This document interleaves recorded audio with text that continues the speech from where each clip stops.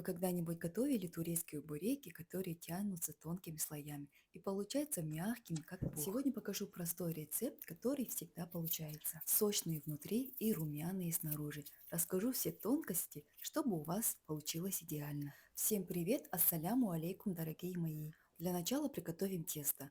В миску всыпаю 700 граммов муки,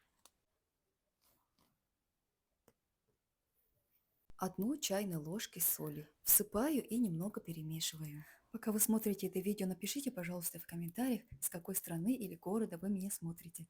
Просто интересно знать, куда попало мое видео. Теперь вливаю половину воды, примерно 200 мл, и аккуратно перемешиваю лопаткой, чтобы собрать тесто.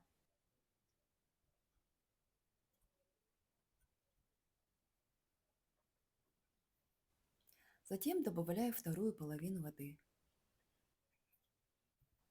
Немного поработаем лопаткой, потом руками.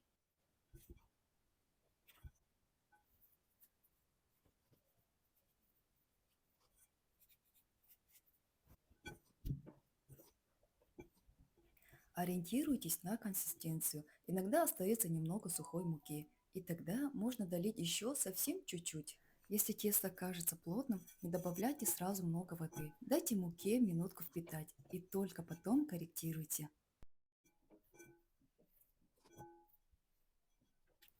Когда тесто собралось, начинаю вымешивать руками 5-6 минут. Оно должно стать мягким, но упругим. Посмотрите, вот такое тесто у нас должно получиться. Кладу наше тесто обратно в миску, накрываю и даю отдохнуть 15-20 минут.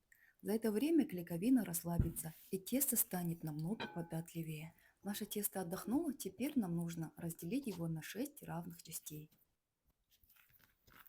Присыпаем стол немного мукой, чтобы тесто не липло.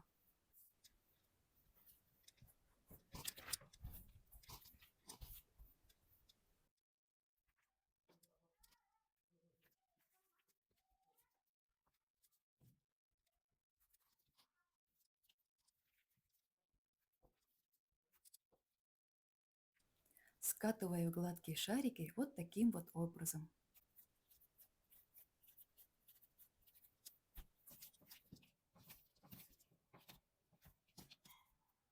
На тарелку посыпаю немного муки и выкладываю шарики. Накрываю пленкой или полотенцем и еще на 15-20 минут отдыхать. Пока тесто отдыхает, делаем начинку. В миску кладу 500 граммов фарша. В оригинальном рецепте фарш сначала жарят. Я не стала этого делать, хочу, чтобы наши буреки были сочными. Добавляю 400 или 500 граммов лука. Можете регулировать по вкусу. Мне кажется, чем мельче порезан лук, тем вкуснее будет начинка. А как вы считаете?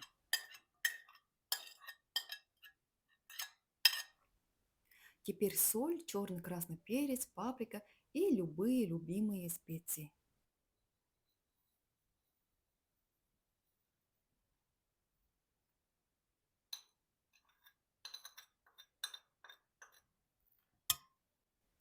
Немного растительного масла для сочности.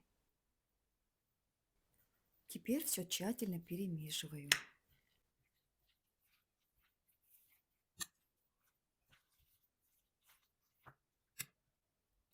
Наше тесто отдохнуло. Второй отдых очень важный. Именно он делает тесто послушным и эластичным, а буреки воздушными и хрустящими снаружи. Посыпаем стол мукой, теперь слегка раскатывая каждый шарик.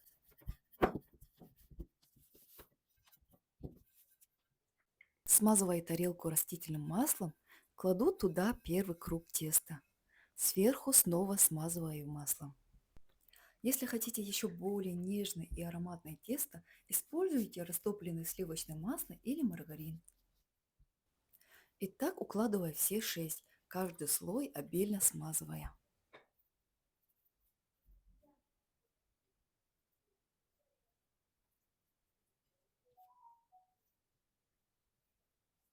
Закрываю тарелку пленкой и оставляю еще на 30 минут. За это время тесто станет невероятно мягким и тонким. Его можно будет растягивать пальцами почти прозрачно. Прошло 30 минут. Достаю тесто. Начинаю растягивать от центра к краю. Оно уже очень мягкое и легко тянется. Где нужно, помогаю руками. Можно растянуть до тонкого прозрачного слоя. Если тесто рвется, это нормально. Просто продолжайте растягивать вокруг разрыва. После сворачивания его не будет видно.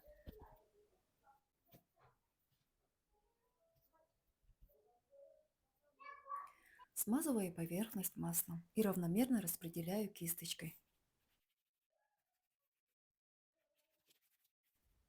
Еще немного масла. Разделяю начинку сразу на 6 порций. Так удобнее и быстрее собирать буряки. Теперь выкладываю одну порцию начинки вдоль края.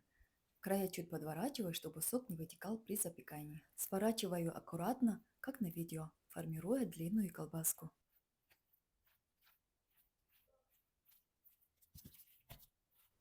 Кладем наши колбаски на противень, застеленной бумагой.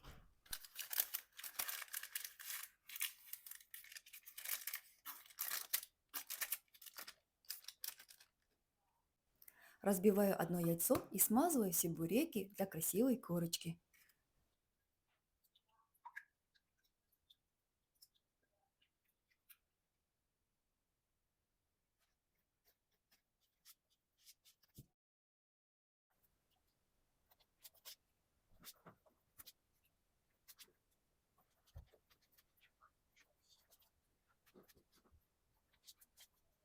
Отправляю в разогретую духовку на 200 или 230 градусов. Ориентируйтесь на свою духовку. Выпекаю 30 или 35 минут, пока поверхность не станет румяной и хрустящей. Вот такие буряки у нас получились. Тонкие слои, сочная начинка и невероятный вкус. Если вам понравился рецепт, поддержите мой труд. Подпишитесь на канал, поставьте лайк и напишите комментарий. Это очень помогает мне развивать канал и радовать вас новыми рецептами. Спасибо вам большое за просмотр. Желаю вам мира, уюта и благополучия. Ассаляму алейкум.